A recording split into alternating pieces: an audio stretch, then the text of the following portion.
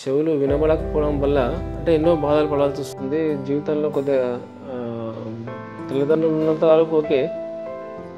తల్లిదండ్రులు లేనప్పుడు వాళ్ళ పరిస్థితి ఎలా ఉంటుందో అని 2-3 साल तो बहुत इसके पीछे बहुत मेहनत करना पड़ा हमारा।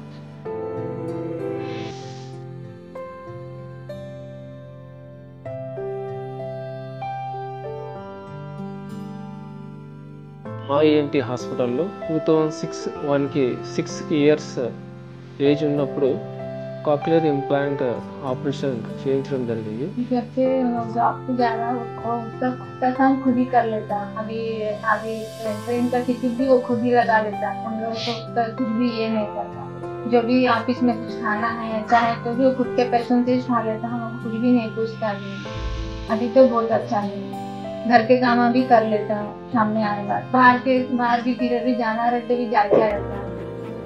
फोन भी है अभी आजकल तो कैब के हिसाब से आ जा रहे सब उसके हिसाब से कर लेता हूँ। हम लोगों को कुछ तकलीफ नहीं है।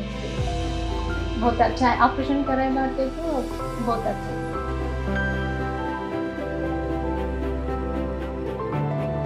మాట్లాడి ఏజ్ ఇంతుంది ఎక్కువ పని చేయకు అది ఇది బాగా మాట్లాడతారు.